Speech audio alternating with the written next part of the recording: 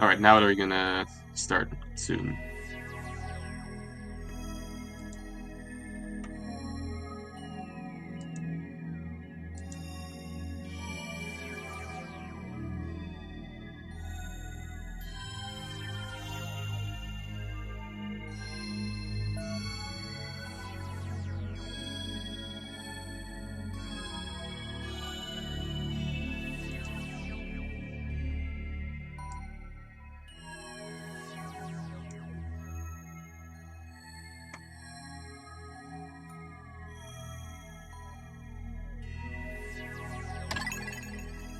Alright, and now they're off. I will quickly correct for that.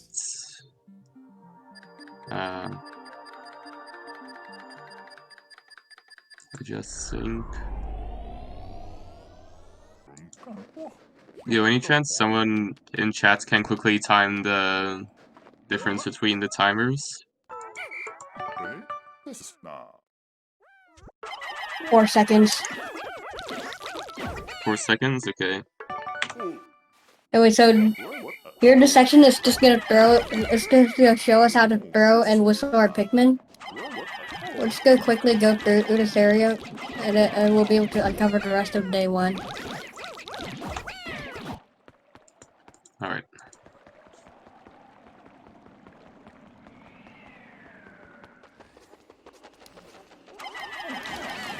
Yeah, so the start to any Pikmin 3 speedrun is basically the same.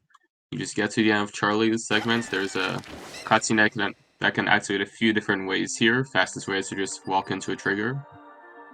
You can defeat all the bats. So you can defeat all the bats, get all the Pikmin killed by the bats, which is very slow, or die to the bats, which is also very slow. And now, thank you for fixing the delay, Maid Walker. Now we are rescuing the red onion. This is a lot more important than you might think for various reasons.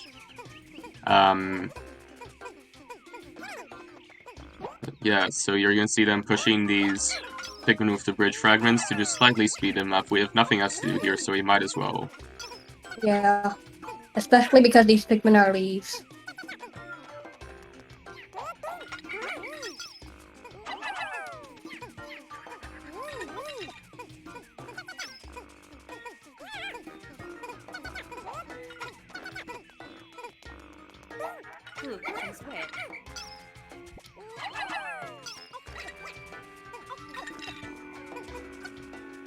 Alright, and as they finish collecting these fragments, you'll see that they will be trying to whistle some of the fragments before the bridge is fully built, because otherwise, as you saw with Jay, some of the Pikmin that weren't in the party just went all the way across, and now he has to wait for them.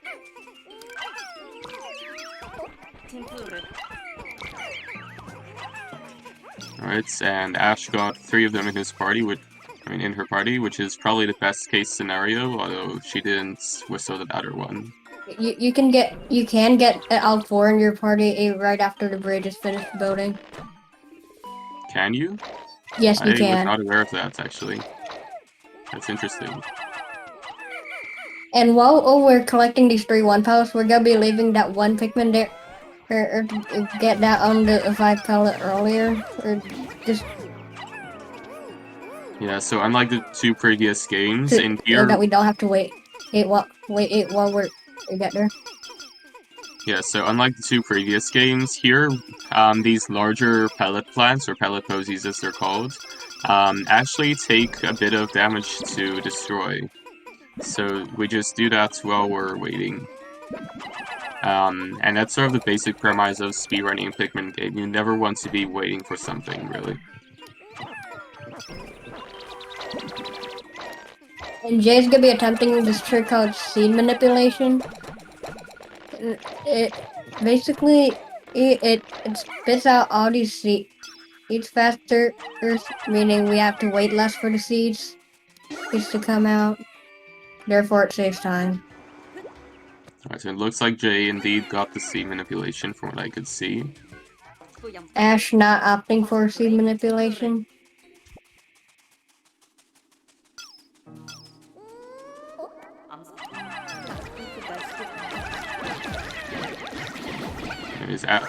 Jay's just having a bit of fun destroying those mushrooms. He's actually destroying this so then he can take a tighter line to the wall. Yeah, so we just need to get to a cutscene triggered by that wall and then destroy the wall in a cutscene. And then as we exit this cave, it will be the end of day 1.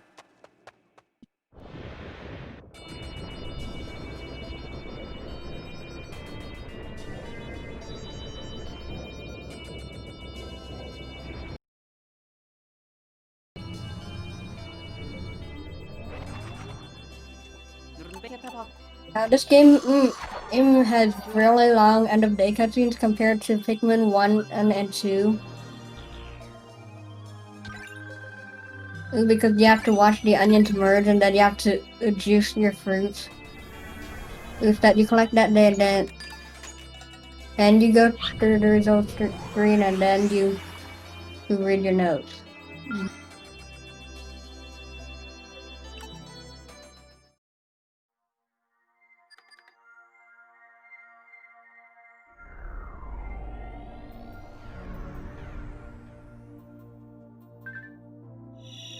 Yeah, so you saw there, Jay actually skipped a cutscene there. Not lots of people know that you can press plus a few different times in this area select screen to just skip over the zoom in stuff. There's a small optimization. I personally didn't know about those when I started running, and yeah. So we're gonna be starting off with a lot of multitasking here. We're gonna have to be building a bridge, and we're gonna have to be growing on our Pikmin. And while we're doing that, we're gonna be reducing our waiting time by tossing 7 reds across and getting them started on the wall behind the billboard right away. Yes, it appears Jay actually had a tiny bit of trouble with that, as you saw 3 of those 7 reds did join his party again. So he had to quickly adjust for that. And that'll actually give Ash a bit of time to catch up.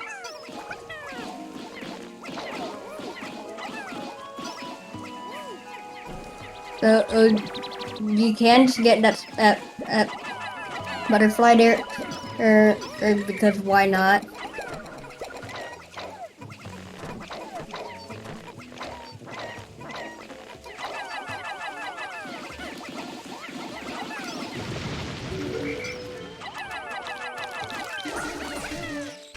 Yeah, so a bit of a small history on that. We used to always get the butterfly, because that would give us a clean 80 Pikmin when combined with everything else. Okay, so 80 Pikmin at the end of the day. Here we see Jay grabbing nectar. Nectar, it doubles the speed of our Pikmin, which saves a lot of time. Yeah, so nectar is quite useful. It makes Pikmin faster. Yeah, it makes them a lot faster. It seems like they grab onto stuff a lot easier. And yeah, it's just generally Jay losing a bit of time because only 4 of the Pikmin got onto the dirt wall.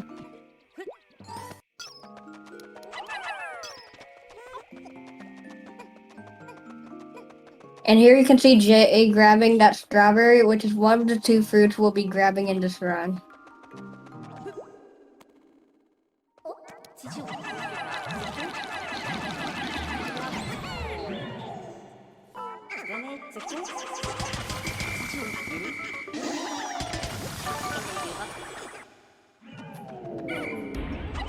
Okay, so now we just discovered a new type of Pikmin called Rock Pikmin.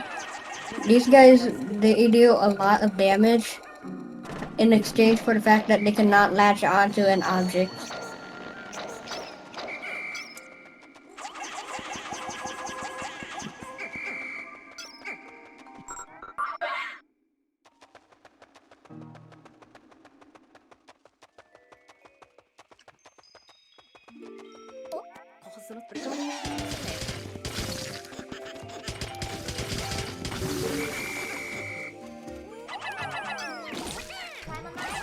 Yes, and you'll see the runners will be getting just a bit more nectar here. The more nectar we can get, the better, as there's quite a few things we have to carry both at the end of day 2 and also on day 4. So every bit of nectar helps.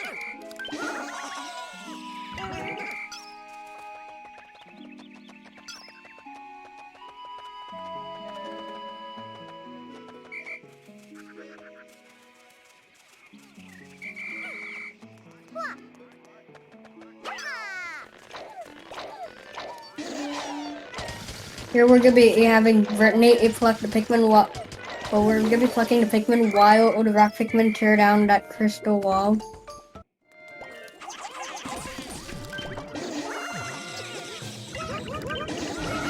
So we're gonna be grabbing a bit more nectar to flower more Pikmin.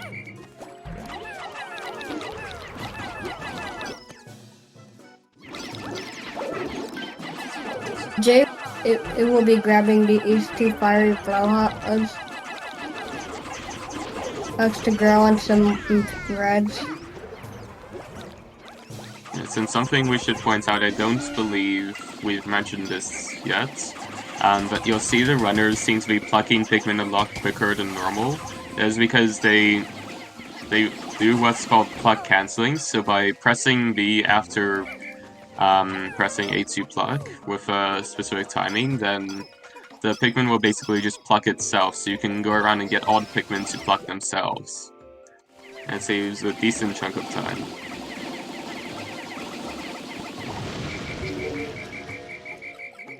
Now the runners will be building this bridge, and fighting a boss at the same time. Of course, this is Pikmin 3, multitasking is basically all that you do. And yeah, we need that bridge built, and we need to fight a boss, so yeah. This right here is the Armor and Maudad, probably the first major elements of RNG in the run. You'll see it goes partway up a wall and stops, or yeah. We'll be calling off of that. We'll be calling off right before he shakes off to force him to come down. Yes, if he shakes off, then he'll just sit up on the ceiling for a long time, and you'll lose a lot of time. Yes. And to add on to that, he can sometimes sit in positions and go in ways that he ends up above the entrance of the area that he's in. And if he does that, then that's a lot of time lost because he can easily just sit up there for a good long while and waste your time. So it's always a good feeling if you can get a good run past the Maudad.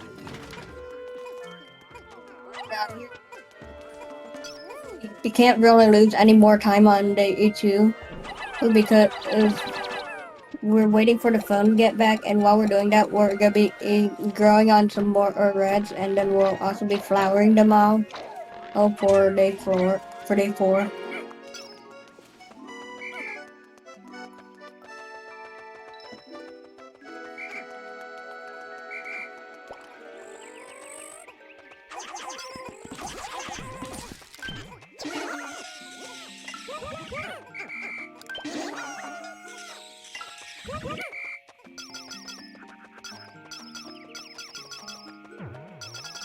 So you see here, Jay's just sort of messing around, waiting for the day to end, possibly killing his controller's shoulder buttons in the process.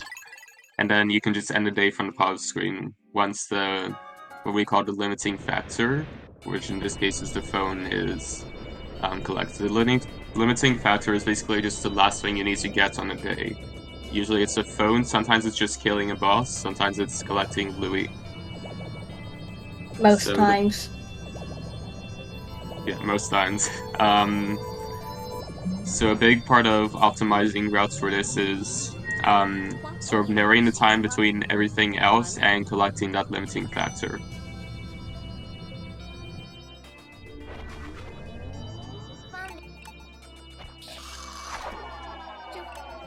We see more of this type of routing in longer categories like all fruits or good ending.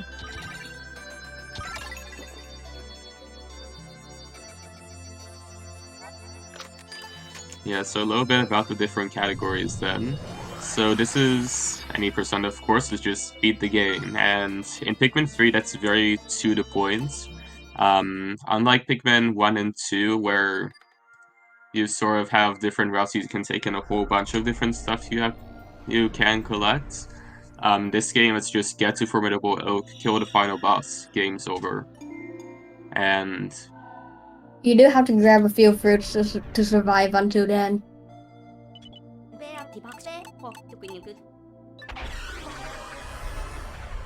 And because I don't think we've explained how the fruit system works. alright, yeah, so basically you see in the top right corner, the runners have this little bottle of juice and a number. That number is how many cans of juice you have. And for every day, you need 1 can of juice. And now very quickly as Jay's doing this and Ash is coming up to it, Anthony, do you want to explain yellow onion skip and why we do it? So the game expects us to grab some yellow Pikmin and we have to shove down an iron bottle and exit the cave. However, that is really slow. And instead, we can just abuse the fact that some parts of the wall are floor and just walk up that. It's and just skip this whole room. Here we have another skip. So the game intends us to build a giant double bridge and then yeah, the game intends us to build a giant double bridge and go through some caves to get to our boss. However, with the skip that Jay is doing, we'll just be going straight to the back door of the boss area. Yeah. So to Jay expand on actually that, fell down this route earlier. yeah, so Jay sort of fell off. We do a kind of scary trick there where we just walk over roots, but you can't see the captain when you're doing it because of a leaf in the way. So it can be kind of scary. And when we say sometimes the wall is floor, for that one in particular, there is quite literally a bit of floor collision making the ramp up the wall. Anyways, Ash appears to be having a tiny bit of trouble with the yellow onion skip. So here we'll be going through a narrow pathway, and a person knows more about how respawning works than I do. So would you care to explain? Alright, basically, for Pikmin 3 Deluxe and later versions of Pikmin 3 for the Wii U, how respawning works is when you fall out of bounds, it'll basically put you down at the closest pathing node to the spot where you void out, basically. So what we take advantage of there is falling out of bounds with the closest pathing node being just in front of that loading zone that leads to this boss. And by falling out of bounds there, it just respawns us by the boss. And then because of the way loading zones work, any Pikmin that are in your party, regardless of where they are, can be taken into a loading zone. So we just abuse that and teleport Pikmin into the loading zone to fight this boss. Jay just killed the boss, which is very nice. We use some animation cycle abuse where basically a boss can't shake Pikmin off if it's in the middle of an animation. So we take advantage of that to quickly kill it in 2 cycles. And that's day 3. And now we'll see Ashby doing the same trick that we call backdoor Fospat. If you're wondering about the name, it's the result of Google Translate and Japanese runners. But yeah.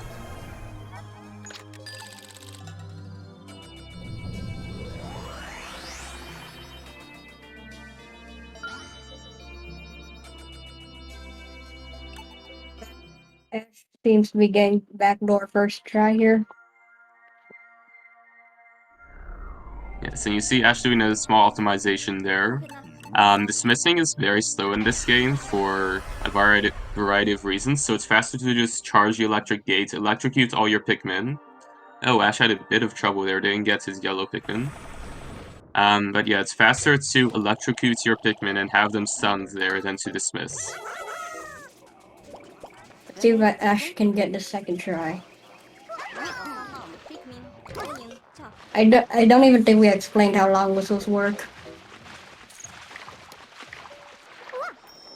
The Jay is going for this trick called a captain clip. if you whistle a captain, they land in front of you. And if you do it in a certain location, you can actually glitch them out of bounds. Oh, seems like Ash is having some issues with this long whistle. Yeah. This is indeed one of the more difficult tricks to really get down. You have to be quite fast if you want the Pikmin to stay in your party. But you got it. She got it now, so yeah.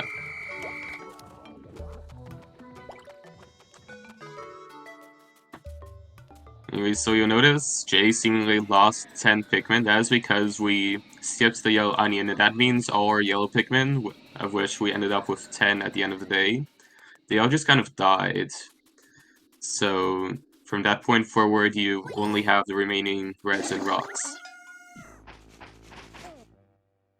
And So now it's this boss finishing is up victory. this boss that Jay's about to fight is called the Sandbouching Mirror Slug. So if you go do this quicksand attack, the game intends us to bring bombs into this fight, and the game intends us to toss a bomb whenever it does the quicksand attack. But it turns out you can just charge it, and it is just as effective. Yeah, so it looks absolutely terrifying to just about anyone. You can just charge the boss's mouth and basically stun it before it can eat anyone. Alright, Jay is gonna be grabbing some bombs here for the last cycle, which is another quicksand attack. It is faster for it to eat a bomb than for it to charge, only very slightly though. Yeah, so more specifically, we do it here because when you kill the boss, it immediately starts a cutscene that you can skip and basically go forward in time.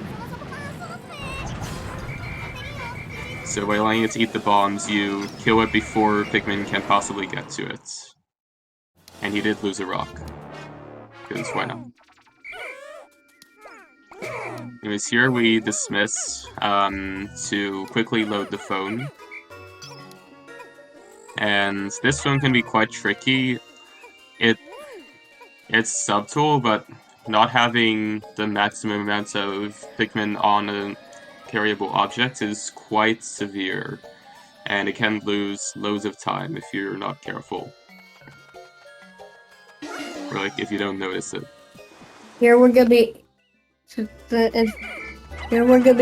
just making a clear path for our Pikmin and carrying the stuff through because we never got rid of the enemy in the way, and we also never tore down a wall for him to go through. We're also gonna be grabbing our second fruit here.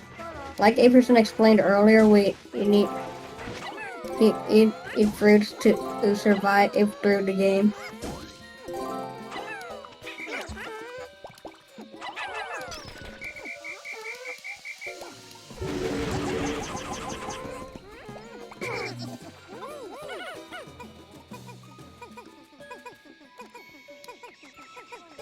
And something kind of interesting, we only need 3 cans of juice total over what the game gives us to be able to finish the game.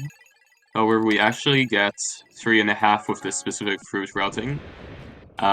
Because if the captains have an extra half a can of juice, then on the final day, they won't care that they're about to run out of juice and die. So it skips a cutscene where they say, oh no, we're about to die.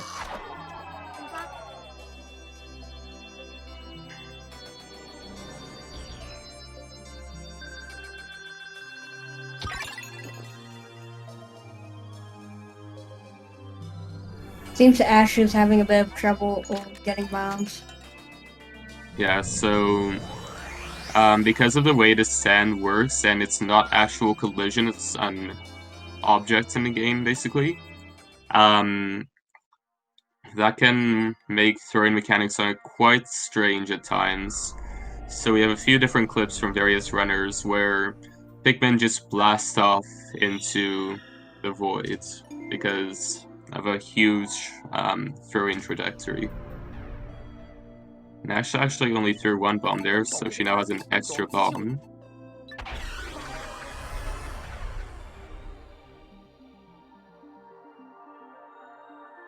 And she appears to be having a bit of trouble with loading the phone. And she just threw the bomb. Because when you charge your phone, when you charge any item in Deluxe, it min loads the object rather than max loads it, which is a huge pain. Yeah, so if you're not familiar with Pikmin games, each object has a minimum amount of Pikmin needed to carry it, Alright, Jay's doing another captain clip here. and up to a maximum amount. Jay just did a captain clip here to get building the bridge to unlock this new onion. Here we'll be unlocking arguably the best Pikmin type in the entire game.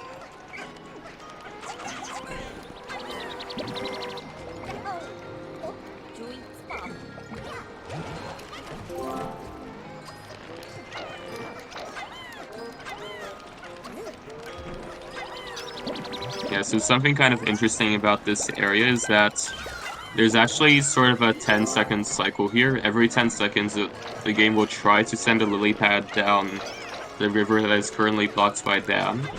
So you want to try and raise this dam in accordance with that cycle to save time. So there is an early cycle that you can get.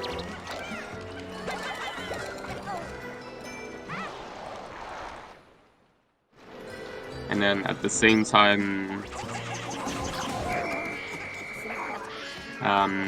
you'll see the runners are, or at the moment just Jay is, Since Jay missed that early cycle for the first lily pad. Yeah, so this entire day is, or at least the beginning of this day is entirely based around those lily pad cycles. And here he's just messing with the camera. And yeah.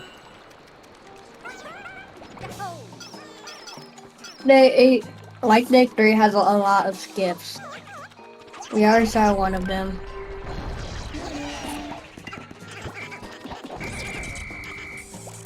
Yeah, so here's actually one of the few glitches that they actually properly patched out in Deluxe.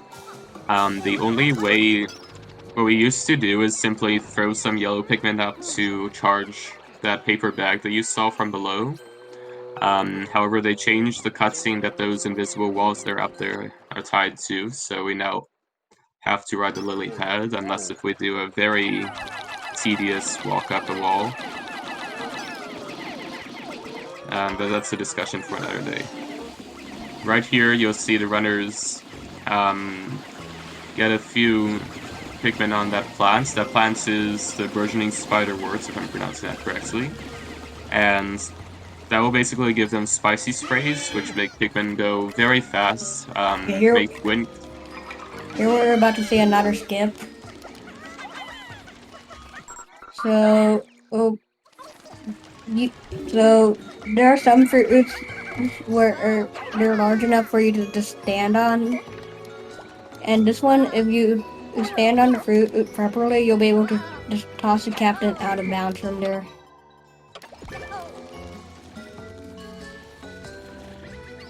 And then from here, we'll be able to do a corner clip into this root.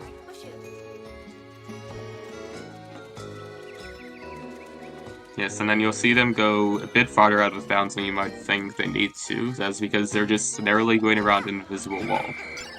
Because this game loves their invisible walls. And here, this is another example of that long whistle trick. Jay messed it up a tiny bit there. But if you whistle a captain that has all your Pikmin, then you can teleport the captain and the Pikmin into a loading zone.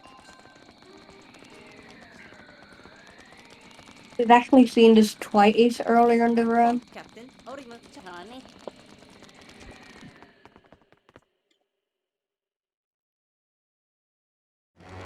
Anyway, so here we have our Scornet Meister boss fight.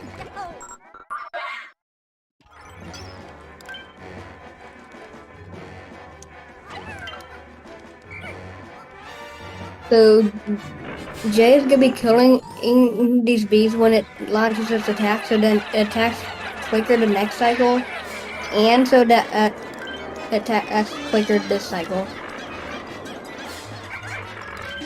You also be using a sprint, just to be able to get some more, or just to be able to get some damage off of this guy a bit faster.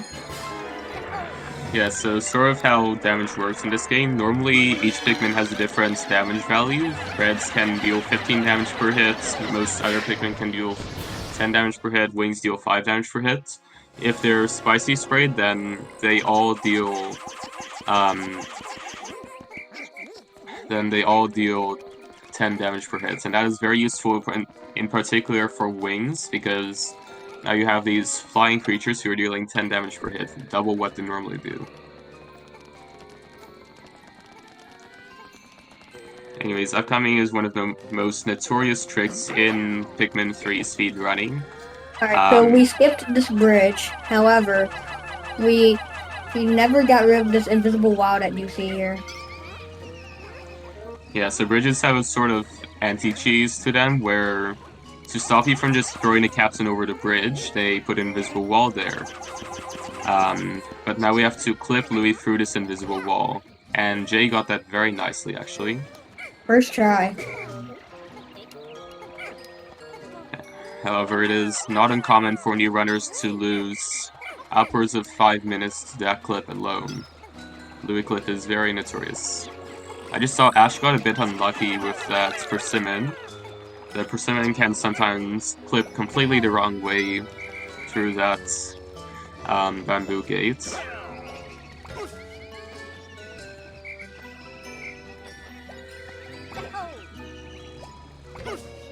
Oh, Ash is definitely having a bit of trouble.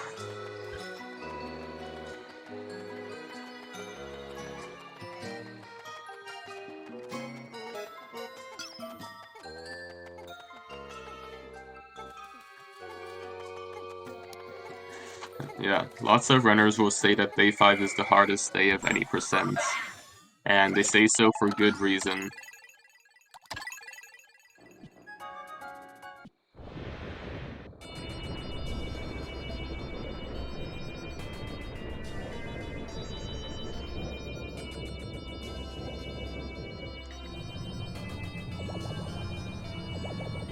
The next day, it will be day 6 and 8%. Would you explain in what's happening in the plot of this game at this current moment? Alright, so we skipped the yellow onion, right? So how is the game gonna act when we have reds, rocks, wings, and no yellows? Well, if we do the menuing wrong, it'll just try and give us yellows anyways. So we have to sort of menu in a specific way that we don't get a bunch of yellows.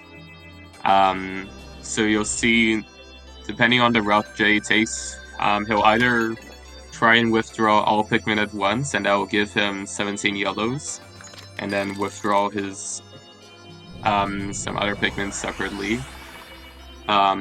Or he'll simply withdraw yellows by withdraw wings by themselves, and then withdraw reds and rocks together, and that'll basically act as normal. It is quite a complex glitch. Ash was actually the one who sort of routed out all of the yellow onion skip stuff. So yeah, she probably understands it better than most people in the community.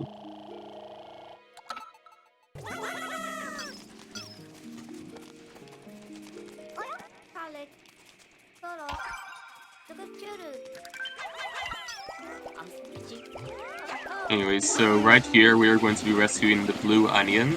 The sole reason we do this is because There's an invisible wall. Yeah, to deactivate an invisible wall, you need to pluck a blue Pikmin. So here we're gonna be charging our wings up here. We can just build the bridge during the boss fight and skip having to wait for wings to carry Louis over the gap after the boss fight.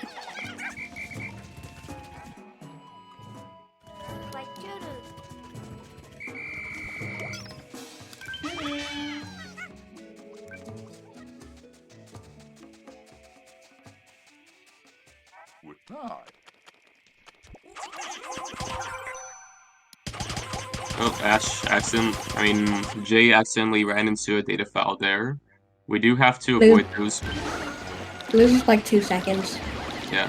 So we run this game in easy mode, which means every data file will give you a cutscene when you run into it, so we want to try and avoid those best we can.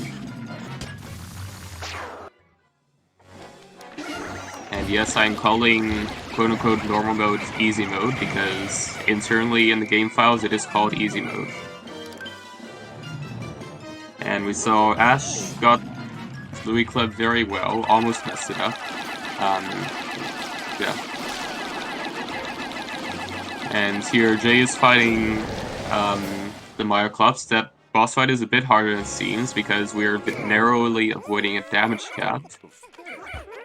So by only attacking the boss past a certain part in its attack cycle, then you can basically take it down all in one go.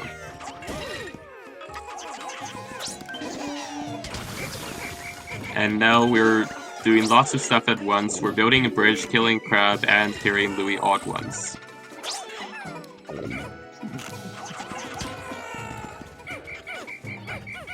And of course this Crab loves to be a bit of an issue.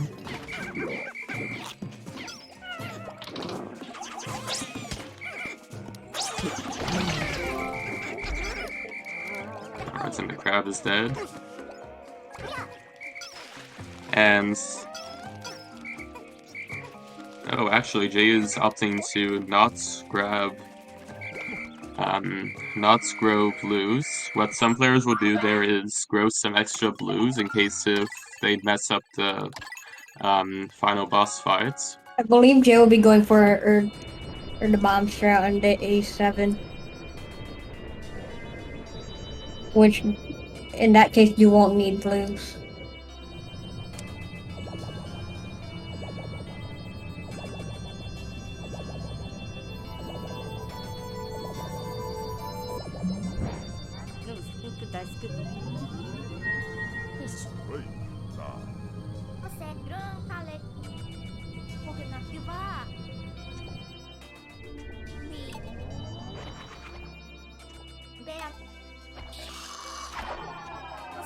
Yeah, so both players are just sort of in their own end-of-day cutscenes at the moment.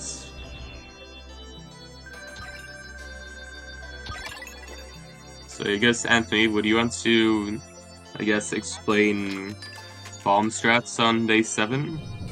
So, day 7 we have this final boss fight, which is really RNG based and really obnoxious. However, it can be damaged by bombs. And we can grab bombs while we're waiting for Almar to catch up with us. And then we can use those bombs to speed up the final boss fight by a lot.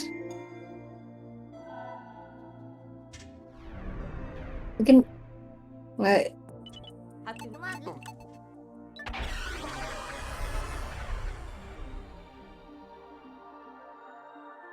Yeah, so anyways, on Ash's screen, we can see that she is just about to come up to the captain clip. So we'll have to see how she does. These clips can be quite finicky. This one isn't too bad, but some of them, such as the one on day 4, can be very painful, to say the least.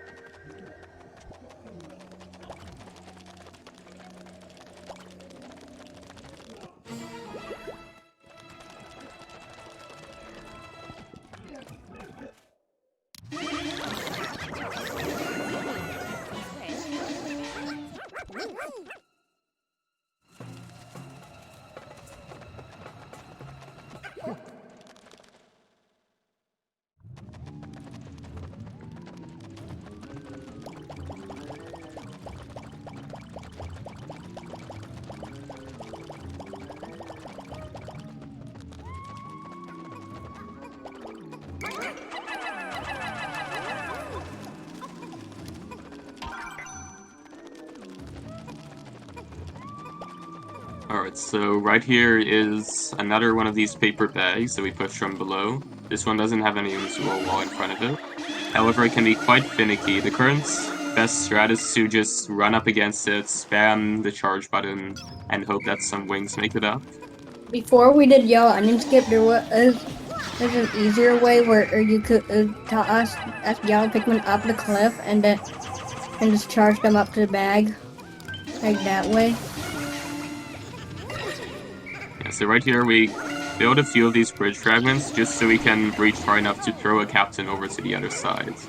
Just gonna be tearing down this wall because behind that wall we're gonna be seeing in some of the bombs we're gonna be using for this bomb strat that I talked about.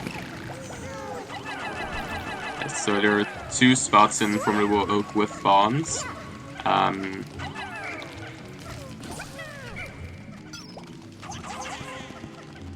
And actually, one of them that will be seen, we get to see a very special enemy that only appears in that one specific area in the game. Well, in story mode at least.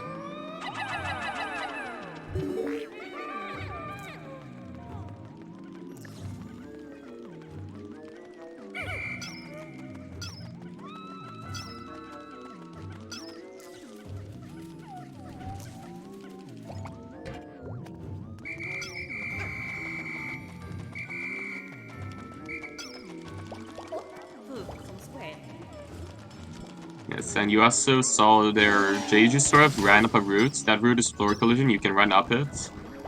And Olimar is now on his way out of bounds.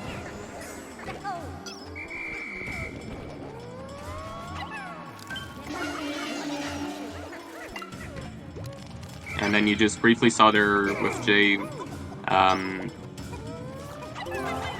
was very close. Yeah, so Jay got a brief glimpse of the legendary sheer wings that appear in that one area in all of story mode.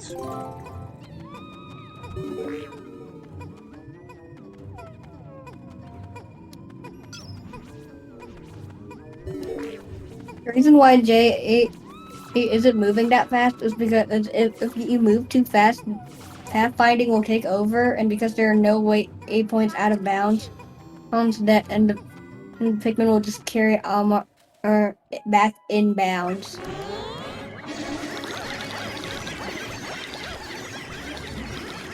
So anyways, it looks like Jay is only going into this fight with 4 bombs.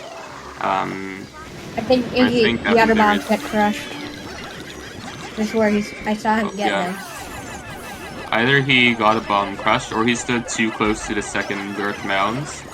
Either way, Plasma Rage still isn't too terrible with only 4 bombs.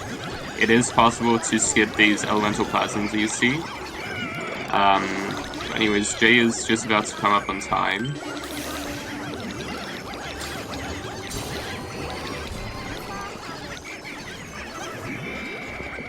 Oh! Or not. Commentator's curse.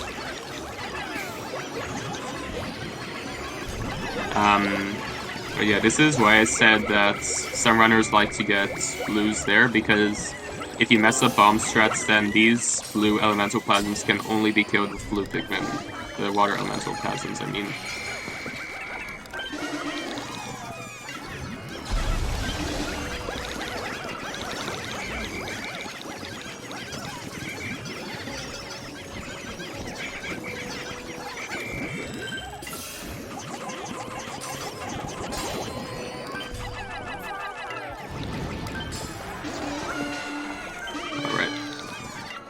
Jay does appear to be having quite a bit of trouble, actually.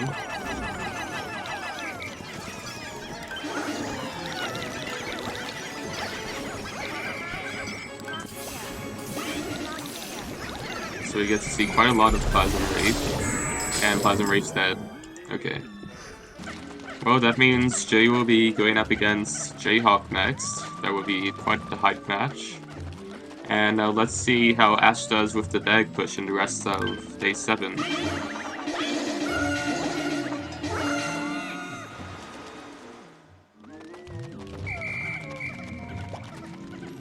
Alright then, that is GG's to Jay.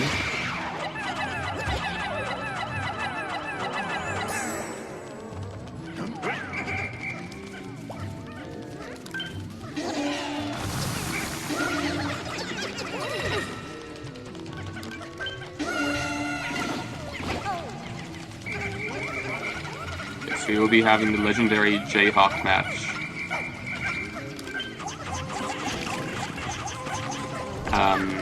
And then after Jay versus Jayhawk, All we will have left will most likely all we have left will most likely be just top runners who's in this tournament.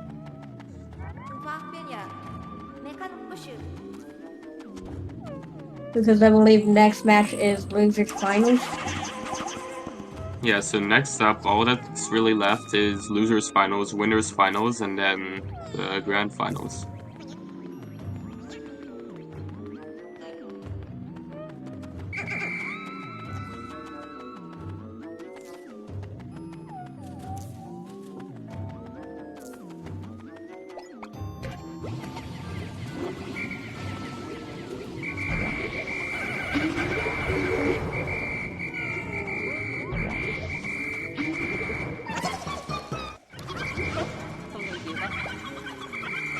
Alright, so Jay with Ash his will chat, be... Jay with his cat jam. Oh yeah, it's all about the cap jam. If you've ever seen Jay's streams, he has that cap jam up there all the time. Yeah, And when speaking of, follow both of these runners right now. They're both awesome streamers. yeah, definitely.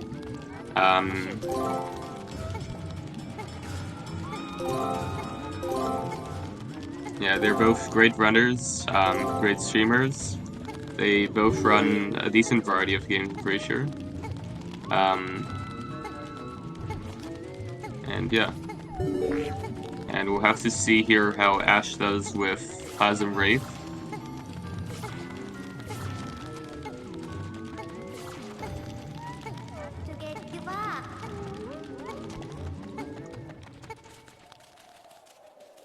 Let's see if she can get a better Arik than Jay did. So it does look like she got all 7 bombs, which is very good. She also has a spray.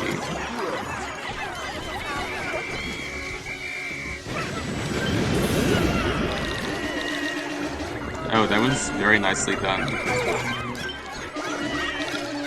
She messed it up a tiny bit, but she can still very easily make this, and indeed she did.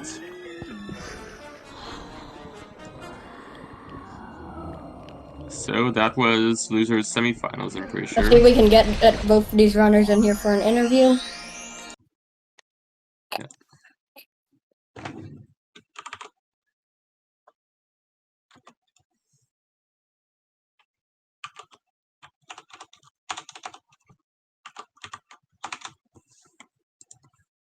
Hey there. Hey.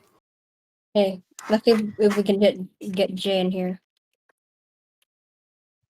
I assume Jay won. Yeah. So Yeah. you put up very well, but Jay just... yeah.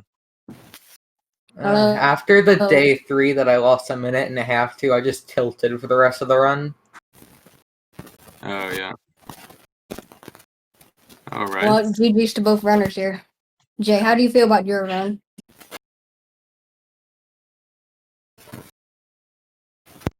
Okay, my mic was muted that whole time.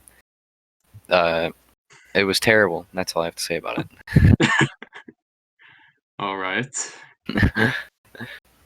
That's 2 minutes on day 7. Oh my god.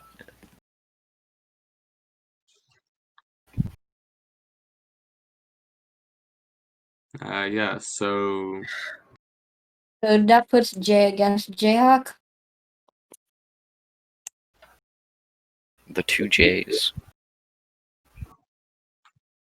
yeah, so Jay will be moving on, and Ash is sadly out of the tournament. RIP. Rip in peace. Technically, my record is like 2-2, but not actually because both of the games that I was actually in, I lost. Yeah. That's crazy that 2 of your runs got canceled. I didn't get any of mine canceled, which is pretty lucky. There were like 3 canceled runs, and 2 of them were mine.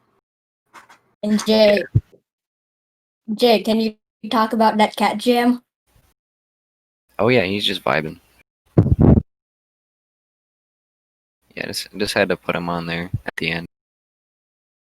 Oh, yeah, so Jay, throughout this tournament, we've had a bit of a theme of the runner in first place messing up on day 3, backdoor faux bets. Yeah, So did what you was see how going through terrible your that head was? when you fell off that route? Day 3 bad. I did the hard part perfectly, and then I just messed that part up. Fell off the route.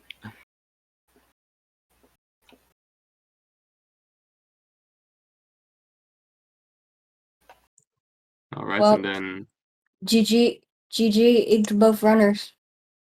yeah, If big GG's to both of you. if Thank no you. one has any more questions, then we could end stream right now. Alright, so, yeah, to the chats, goodbye. You can check the schedule, and the next match should be going up soon-ish. And yeah, Ash's mic broke again. alright. So to the stream, that is goodbye. Bye, everyone.